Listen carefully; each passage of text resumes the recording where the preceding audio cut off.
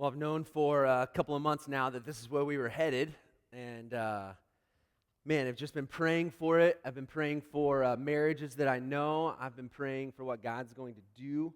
Um, and here's the thing: as we think about the vows, and vows have changed over the year, they kind of change language, but I want to read to you traditional vows.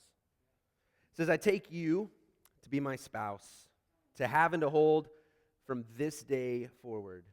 For better or for worse, for richer, for poorer, in sickness and in health, to love and to cherish, from this day forward until death do us part." I think it's really interesting that in these vows that it says from this day forward twice. Twice. It's saying that no matter what happens, no matter what our days look like, from today, I'm choosing to live these things out with you. Now, I don't know what your marriage looks like. I don't know if you are married. I know not everyone is in the room. Specifically, if you are married, let me just say something. This idea of from this day forward means it doesn't matter what last month looked like, last year. It doesn't matter what the years have looked like. Maybe you've gone through some difficult days. But what if today? What if from this day forward, you join with me, you join with a bunch of other people to commit to these 5 things we're going to talk about over the next 5 weeks? From this day forward, we will commit to doing these things. Now, let me help you just a little bit, and I'll talk about this more in just a second. It's okay if you're not married and you're here. We're gonna hopefully all take something away from this series, but we are going to put an emphasis on marriages. And it's interesting for the vows, vows always take place. I've done lots of weddings. I've been in weddings. I know that at some point in a ceremony, these vows are given. But a lot of other things look different. And I thought, what did it used to look like? What did attire? So I found some fun pictures I thought we'd look at just real quick of some great wedding couples. And I love the mustache on that guy. Next picture. The 2 people on your left look extremely happy that they're now married, and then on the other side you have these sundresses and these hats, and it's just things change. And then you have this one. This is the best. Oh yeah. Okay, let's be honest. Who here was married in the '80s? You got married in the '80s. Yes, I'd love to see your pictures if you want to share those with me. And then you have mine, which. Yeah, I have hair, and it's so funny. It's like, whoa, you did have hair at some point. Yeah, right. I haven't been bald forever. I did have hair. I got married here. It was amazing. My wife grew up kind of in this church, and we got married here in this building. And so it's almost surreal for me to talk about marriage and to teach on this, knowing just a few feet back, I made this promise just about 12 and a half years ago. That I was choosing that day, to love my wife from that day forward. We had these moments in our wedding. The video is great. I had a hard time looking at my wife while we exchanged vows and everything. I was so nervous, and I didn't want to cry, and I did this weird thing with my thumb. I just rubbed her hand like the entire service. Right back here, we had a unity candle set up, and we go back to light the unity candle. And when we go to do it, our candles flood the wick of the unity candle. And so I'm back there trying to get the wax away from the wick, and it never lit. So we never lit our unity candle. So we have these moments from our wedding that we'll never forget. But it doesn't matter what happened in the ceremony. It really doesn't matter what vows we exchanged. When I do weddings and I talk to the couple that I'm performing, I say, the vows are great, but it's what you do after today. It's living out these vows that really matter. That's what matters most. And I know, because I've done weddings and I saw my own wedding, there's a huge investment that goes into weddings. You've probably all been to a wedding, and you've seen that. It costs a lot of money. There's a lot of time and energy. There's a lot of arguments that happen leading up to a wedding. There's a ton of time that goes into it. There's an investment that takes place for that day. A couple decides to get married. They go down to Clayton. They pay, I think it's $58 to get a marriage license, and they get married. There's no class. There's no test that they have to take. There's really no preparation for it. It just happens. But even though it's not hard to get married, being married is hard. It's hard. It's not easy. And so what I hope you hear is there's not going to be this simple way to a great marriage. I'm going to give you some principles. I'm going to give you some insight.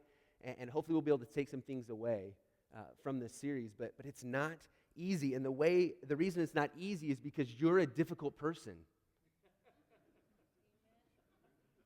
You are. I'm a difficult person. We're broken people. And so two broken people come into a relationship and we think, oh, this is going to be perfect and wonderful. And then we live life together. And he seems lazy at times and isn't driven, and she seems to nag about everything. Right? Okay, let me say this real quick. No pointing in this series, no response. We want our marriages to get better, and so you can think things and feel things, but maybe not point out things, right? But it's hard. And you get married and there's fireworks, good fireworks, bad fireworks. I mean, there's all these emotions that take place. But you bring two broken people into a relationship, it's not going to be easy. And we all know that. If you have a job, you know what that's like at your job. You have friendships, you have your own family. Relationships are difficult. But I do believe that marriage is one of those things that God has ordained, and it's a beautiful picture of the gospel. It's a beautiful picture of what God does, that two broken people really can come together and live this beautiful life with one another. Even though they're broken and even though they're messed up, it is possible. Now, I do know that this series is going to be extremely difficult for a lot of people. And I know it's going to be difficult because marriage has impacted all of us in lots of different ways. You're here and you are a child of divorce. I am. I was a teenager when my parents separated and got divorced, so I know what that looks like. I know the pain and the destruction. I know the regret. I know all these emotions that come along with divorce. And so you're maybe here and you're a child of divorce, and you think, I never want to get married, or I never want my marriage to look like that. And so you bring that into this series. Some of you have been through a divorce. Some of you maybe are going through a second divorce. Let me just say this. You're not an outcast here. We don't look at you and think that you are messed up. We believe that we technically are all messed up, and this is a place for each one of us, no matter what our story looks like. But just please hear me. Please hear me. The church often likes to point out and single things out that people have done wrong. And so we invite you to be here. We welcome you here. We love that you're here, even if you have gone through a divorce. And I know this series may be difficult. It may be hard. There may be all these emotions and memories that come up. I pray that you'll press into it, that you won't avoid it, that maybe it increases a conversation with someone. Maybe you've never really forgiven. You've never really healed from it. Maybe this is that opportunity to do that. Some of you see your marriage and you think, man, we're not far from there. You're struggling, you feel like it's dead or dying, and you're thinking, man, I hope something happens here, that maybe this will be what can rescue, redeem, save our marriage. I believe that's possible too. Now, some of you, I think, maybe one day want to be married. You've never been married, you think, yeah, it'd be great to be married one day. Maybe you've been divorced, you think, maybe I'd like to get married again. Students specifically, listen to what we talk about through the series. I really believe it can set you up for success. But to me, you want to hear what I think the most dangerous situation is? I think the most dangerous marriage situation is the one who has become stagnant. I think it's the one where you feel like, yeah, I got a roommate. That there's not much there, that emotionally we're not connected, physically we're not connected, spiritually we're not connected. We just kind of coexist. We live together. And I think that's one of the most dangerous things, because we understand that divorce is not good, and we understand that all these things that come with it aren't good, but look, that's not the picture of marriage for you, to just be roommates. For myself, I don't want to grow old and look back and think, man, I made it 65 years. I made it. And we were roommates. So my hope is that for many of you, you have a good marriage. I want it to become great. And I really believe that God can do that. I really believe that over the next couple years, I hope that many of us will look back and think, man, that series changed my life forever. Not because of me, but because you begin to believe maybe what God was instructing us to do and how to live life. And I think all of us want our relationships to be better. So it's not just marriage, but I do believe each one of us want relationships to grow and to heal and to be better. And so I hope that happens through this series. Now, one other thing that I know makes it difficult about this series, and this is ladies. I don't know of any men that are in this category, but ladies, you're here alone. You come by yourself. And I understand that. And so I've been praying for you. Paul at one point in Romans says, as far as it depends on you, live at peace with everyone. So in this series, I know it's going to be easier to go towards maybe your spouse and think, oh, if they just heard this, if they would just do this, everything would look better. But the Bible is not binoculars.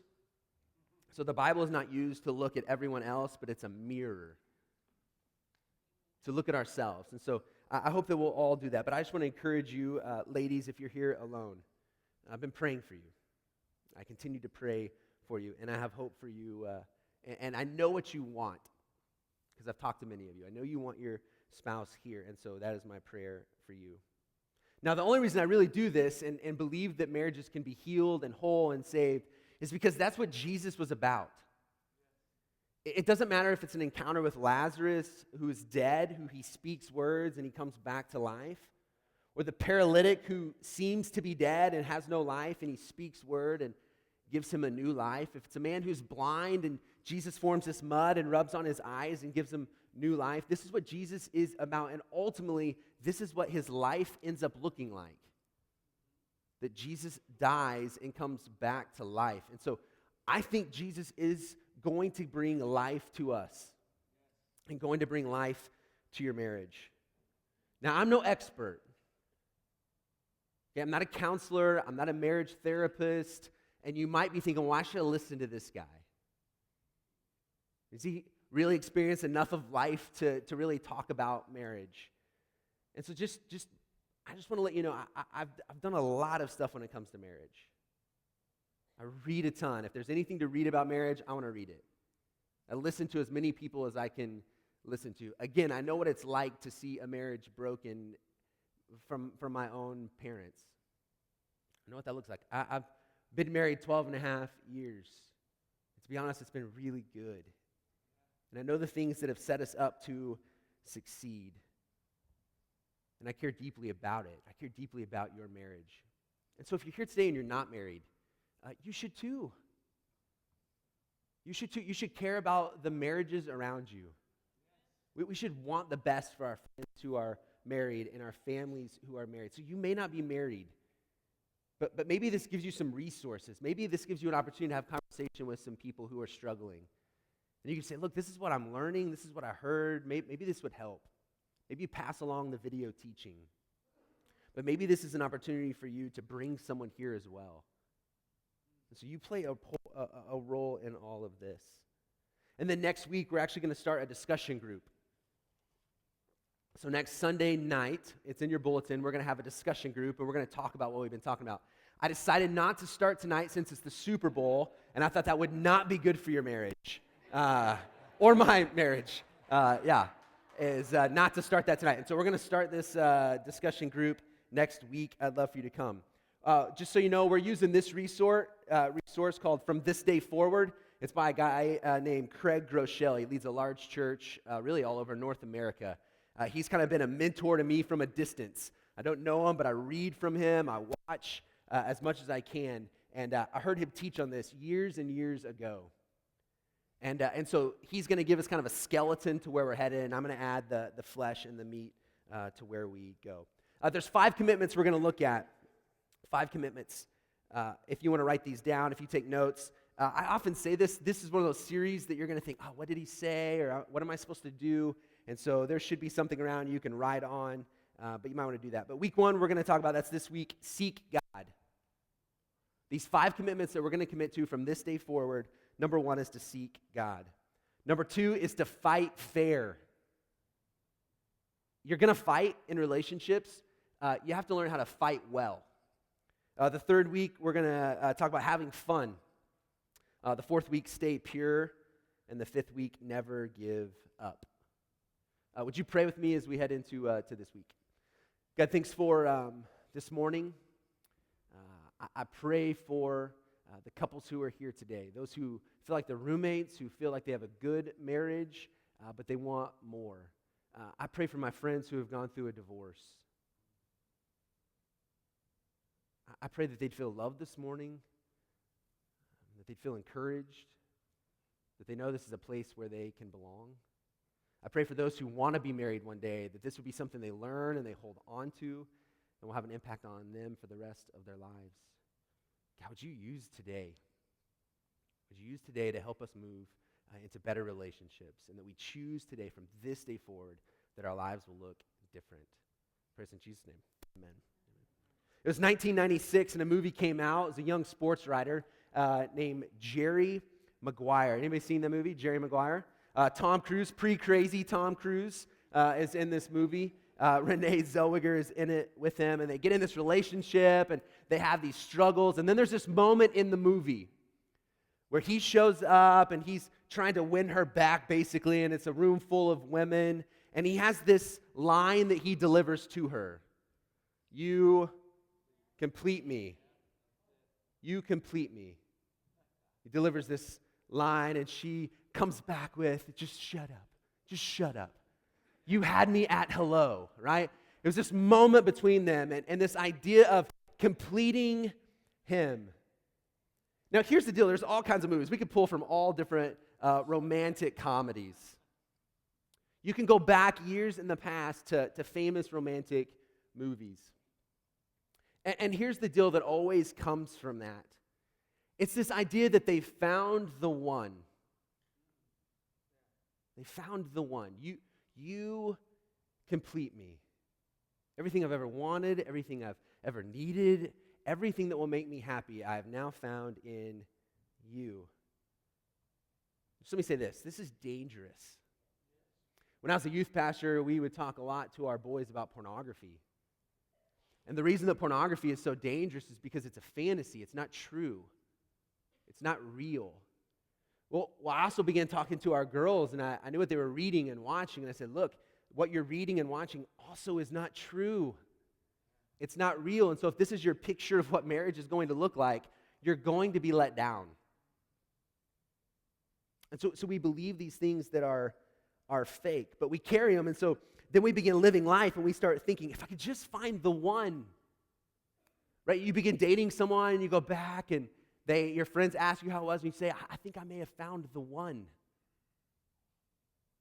And what we're saying there is, I think I've found the one that will fix me and make me whole and satisfy everything I've ever looked for. This idea of this one soulmate.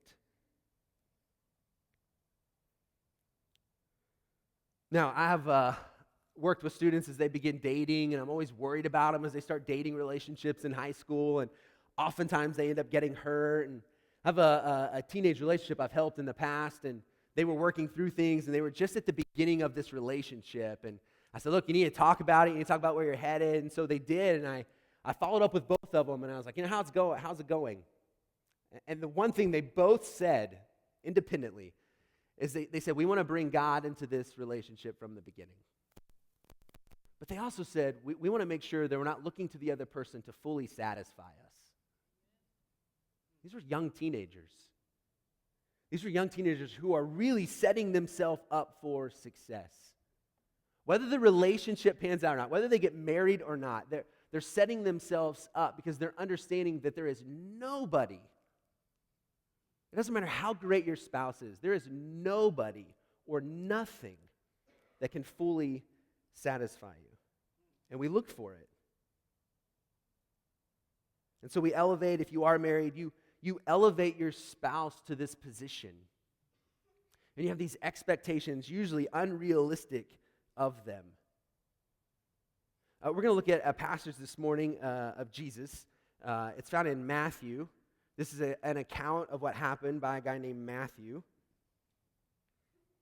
Matthew was a follower of Jesus. He was a tax collector. Tax collectors were outcasts, not ever really respected, never trusted. And Jesus comes along and he calls this guy Matthew to follow him. And so Matthew gives an account of what he saw and lived out with Jesus. And so we're going to see this moment. It's found in Matthew 22, 34 through 39. If you don't have a Bible, there should be one around you. We'd love for you to take that. That's our gift to you. Matthew 22, 34 through 39. Again, feel free. Circle things, write on it, do whatever you need to do. It says this. Hearing that Jesus had silenced the Sadducees, the Pharisees got together. The Sadducees and the Pharisees are two religious groups. They held really strong to the law. They'd have been of the Jewish faith. Verse 35. It says, one of them, an expert in the law, tested him with this question. Teacher, which is the greatest commandment in the law? Jesus replied, love the Lord your God with all your heart, with all your soul, and with all your mind. This is the first and greatest commandment. And the second is like it. Love your neighbor as yourself. Now what's happening here is that they're referring to the Ten Commandments. Whether you grew up in church or not, I'm guessing you've heard the Ten Commandments. And so these guys are saying, look, what's the most important of all of these commandments? What is most important? And they're anticipating, is Jesus going to say, don't lie, don't steal? Is it keep Jesus, God, as first, not to have other idols? They're wondering. And so then Jesus responds with this: to love your Lord your God with all your heart, with all your soul, and with all your mind. He honestly could have said, make God one. Make God number one in your life. So we looked at it and we said, look, the problem comes when we make someone or something else number one. Jesus here is saying, look, if you want to know what is most important, the most important thing is to make God your one. Not just a part-time one, not when it's convenient or easy, but to pursue God, to seek God with everything. Now, if we want to go even deeper, this is what's really interesting, is Jesus wasn't just pulling this out of thin air. The Jewish men, as soon as he said this, would have known what he was talking about. And what he's talking about is referred to as the Shema. Now, the Shema is this prayer of the Jews that they would recite every time. It's in every prayer book. It's one of the most important things they recite. Jewish kids, this will be the first prayer that they learn and memorize. It's found in Deuteronomy 6, 4 through 9.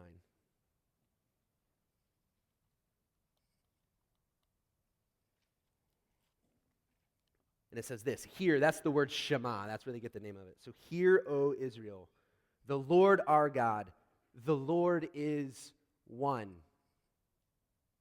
Love the Lord your God with all your heart, with all your soul, and with all your strength. These commandments that I give you today are to be upon your hearts. Impress them on your children. Talk about them when you sit at home and when you walk along the road, when you lie down and when you get up. Tie them as symbols on your hands and bind them on your foreheads. Write them on the doorframes of your houses and on your gates. The writer of this is saying, look, this is the most important thing you will hear me say. It is so important. You should always be talking about it. You should always be thinking about it. Not only that, but you should bind them on your forehead and you should bind them on your arms. And so, Jewish men specifically, here's a picture. They do it.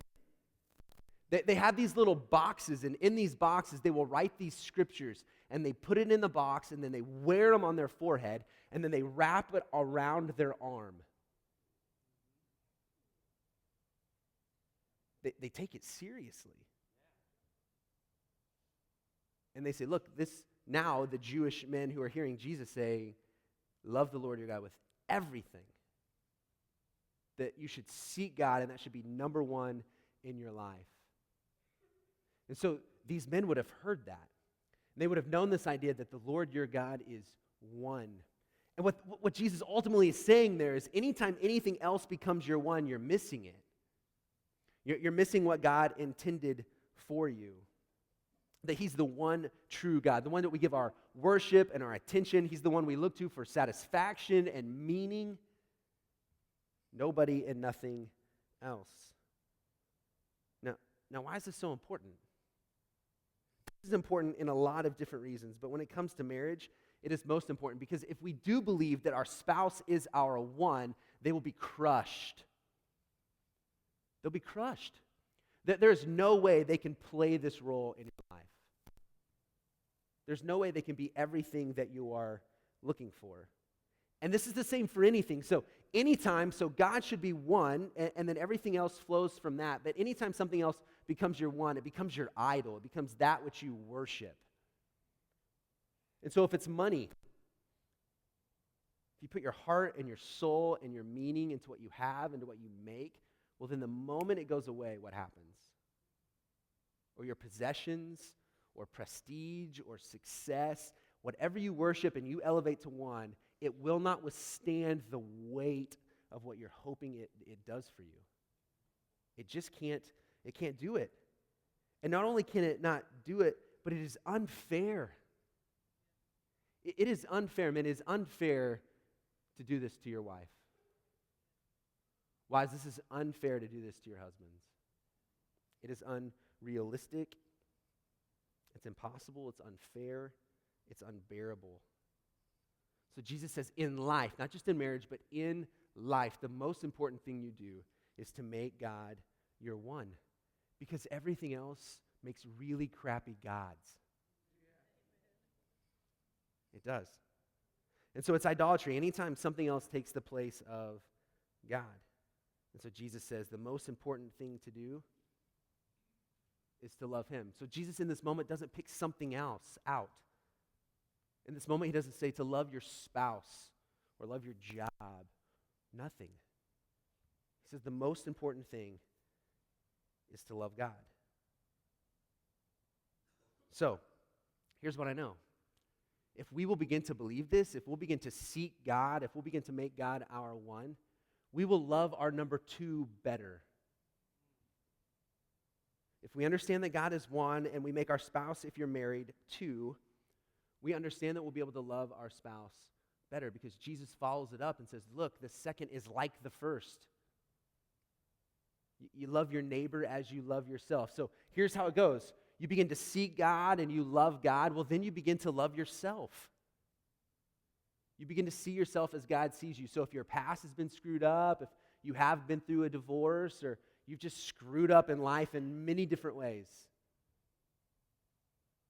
God is the one who gives us forgiveness and gives us hope and a new future. There's hope for that. And so then we begin to love ourselves. And Jesus says, when you begin to love yourself, you're then able to love your neighbor as you love yourself. Anytime those get out of order, it just doesn't work.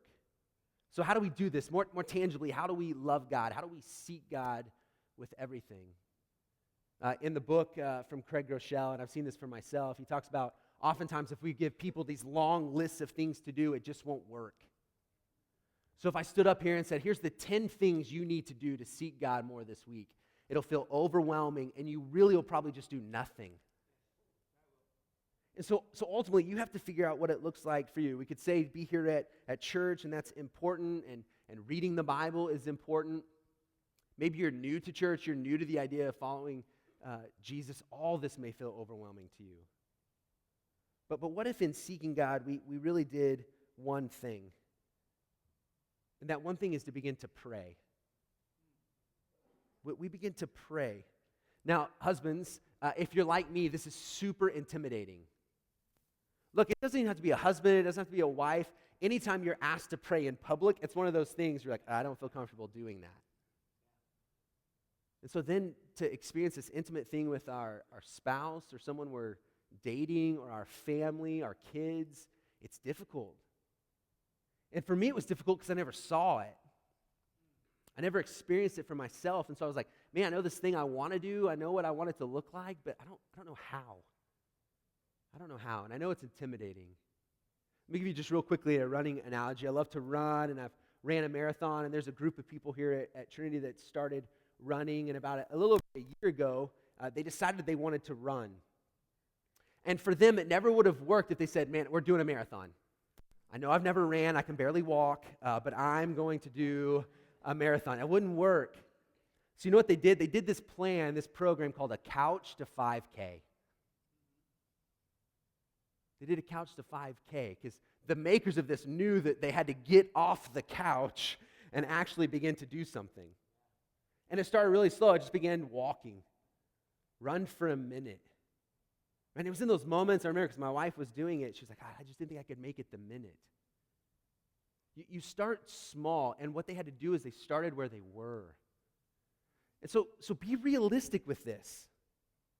If this isn't a part of your life, don't expect to go home and say, all right, we're reading the Bible, the whole Bible this next year together. Every day we're going to sit down, we're going to read for an hour. It won't happen. It could, but it's going to be extremely difficult. What if you begin to seek God in prayer alone first? And you each day just simply prayed that God would do something in your life that day, that you'd know more of Him, that you'd be able to love people better. Maybe that's how you start. Maybe you start praying at meals. Right? You just pray for your food with your family, your spouse, who you're dating, your friends. You begin to recognize God's presence even there. But you start where you are. I promise, if you try and do too much early, it won't work. But you have to start somewhere. And the reason, and I'm learning this as well. I'm no expert in this. Life gets busy. You want to do things, and it gets difficult, but we can do this. We can do this together. And prayer leads to other things. Prayer leads to more understanding. It's hard to fight. Listen, it's hard to fight with the one that you've been praying with. You're more compassionate. You're more understanding. Prayer changes things. And here's where I think we miss prayers. Often we see prayers and ask, God, would you do all this? Would you fix all this? But here's what I'm learning is prayer changes things, but ultimately what it does is it changes us. It changes us. It changes our heart. It changes how we see people. So what if you just began small? And you said, from this day forward, I'm going to seek God myself first. Every one of us can do that. No matter where you're at in life, we can seek God first. And then we begin to seek God with other people, being here, but also in your family. You pray for your kids. You pray for your spouse.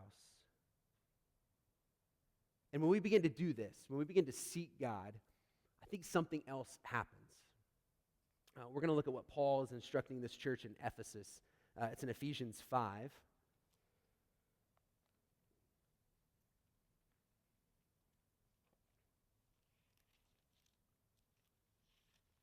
Ephesians 5. Ephesians 5:22. Now, this is a scripture that can often be difficult. There's a couple of words in here we don't like. Okay? And so let's read this and work through it.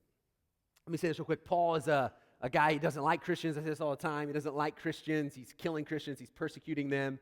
He gets radically saved. He plants churches, and then he writes them letters. And then here's the interesting thing to me. He writes them what he writes because he's hearing things. He's sensing things. He's not like, I'm just going to write this just to write it. He's hearing what's going on, and he understands what God's instruction is for people. And so he writes these letters specifically because he sees something happening. And my understanding of this would probably be that marriages maybe aren't doing well. This was a long time ago, all right? So marriages aren't doing well, and so Paul's going to give some instructions. All right, so Ephesians 5, 22 through 28. It says, wives, submit. That's one of those words we don't care for. Wives, submit to your husbands as to the Lord. For the husband is the head of the wife, as Christ is the head of the church, his body of which is the Savior. Now as the church submits to Christ, so also wives should submit to their husbands in everything. All right, husbands, don't get too excited here. I have something for you as well in a moment.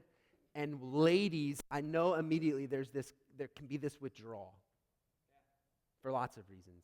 One, submit often makes us think of this word of like to be pushed into submission, to be forced to submit. But that's not what Paul is saying here. Paul's not saying you need to submit because that's what you need to do. Just simply do it. He's not saying, and if you are in this situation, if you're in an abusive relationship, to just take it. That is not submission. That's not what Paul is saying. If that is you, talk to me, talk to someone. To be a faithful Christian wife doesn't mean just to take whatever's given to you. So what does it mean? Well, here's what's interesting.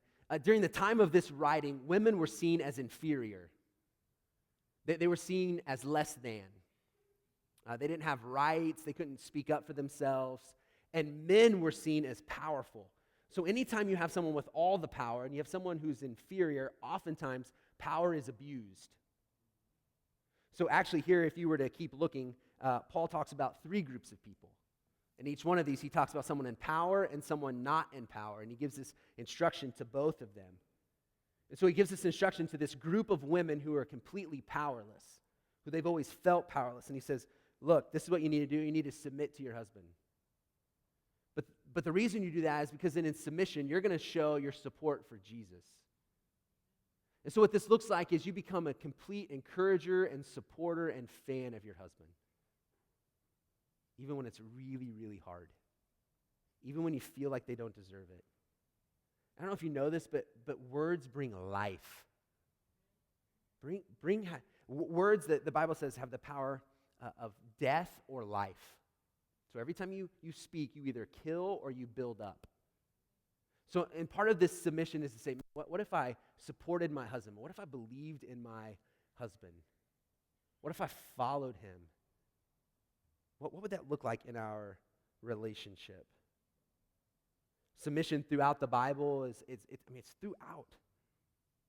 It's everywhere. And we feel like submission is a bad thing, but in the scriptures, there's this idea of submitting to the one who deeply loves us.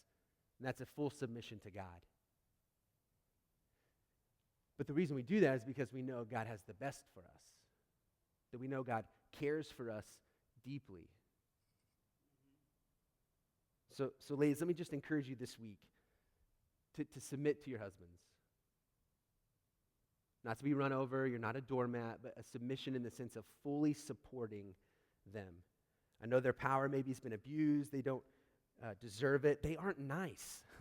Just plain and simple. Maybe your husband's just not nice.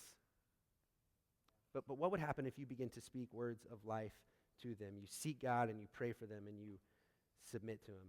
And I know it's hard, but it shouldn't be. And so now let's get to the men. Verse 25, it says this, husbands, love your wives, just as Christ loved the church and gave himself up for her to make her holy, cleansing her by the washing with water through the word, and to present her to himself as a radiant church without stain or wrinkle or any other blemish, but holy and blameless. In the same way, husbands ought to love their wives as their own bodies. He who loves his wife loves himself. Now, ladies, you may think it's hard to submit, and I know it is, but what Paul is asking the husbands to do here is to die. Now, not to physically die, but to die to yourself. So Paul says, ladies, submit, and the one you're going to submit to is going to give himself to you. He's no longer going to care only about his own needs, but he's going to care about your needs even more. That when he makes decisions, it's going to be decisions that benefit you. That's how you submit. It's much easier to submit into a loving relationships, to loving leadership. That's much easier. And so for us guys, if you're married, guys, if you're dating, what would it look like for you to die to yourself? To not always have to be right. And I think one thing that comes from this is we begin to serve our wives. Now, again, maybe you're not married. Men, I would encourage you to be the first person who serves in all ways. In your job, in your community. We can set the tone as men to lead the way of servant leadership. But if you are married, what would that do to your wife? To not just to live it full of expectations, but as it says, Jesus comes and he serves the church by giving his life, and the church is the people. He gives his life to the people. And so for us as men, what if you did that for your wives? What if there was no doubt that you had her best interest in mind? What if there was no doubt that you were fully engaged and fully in it? That you didn't take her for granted? I think our marriages would look different. I think we could actually live out what Paul is saying, that wives would be in submission to their loving, dying husbands. And this won't just happen. The way this happens is when we seek God. The way this happens is when we pray and say, all right, God, I'm not good at this. I'm not good at putting my wife before myself. I believe God will begin to help you. But as we often talk about, this is your choice. This is the most difficult thing about teaching in front of a group of people. Because I know what the instruction looks like. I know in my own life I've done it well and when I haven't. But each one of us has to decide, well, what do I want for me? How am I going to take what I've heard and actually practically live it out? You have that choice to make. So will you? What will you choose today from this day forward, no matter where you are in life? If you're a teenager, if you're married for 5 years, if you're married for 50 years, if you've gone through a divorce, what if today you first of all chose to seek God with everything? And in seeking God, you make him your one. And you quit putting the weight on your spouse or something else to be your one. And we understand that when we seek God and we make him our one, we'll be able to love our spouse better. What will you choose today, ladies, to fully support your husbands? To love them well, to encourage them? And then husbands, will you choose today, from this day forward, to die to yourself? And in dying to yourself, you're living a life for God, but then you're also living for your wife. You can save your marriage. It's not too late. It's not over. It's on life support. It's dying. It's not over. If you feel like it is, make an appointment with me, make an appointment with a counselor. We're going to end week 5 with don't give up. I just want to say right now, don't give up. But be here for the next couple of weeks. It's not magic. It's not a pill you'll take. It's instruction that we apply to our lives. Just pray with me.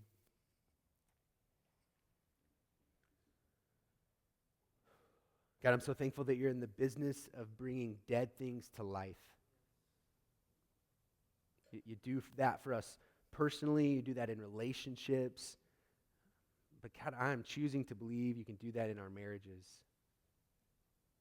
God, I'm looking forward to hearing about marriages that are being restored, that you're saving. Would you help each one of us to commit to praying for ourselves and for our spouse, for marriages that are around us?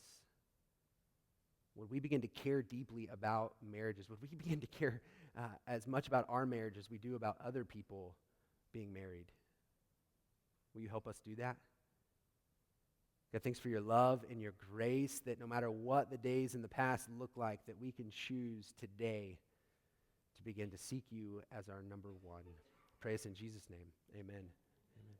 Love you guys. Hope to see you next week. Bye.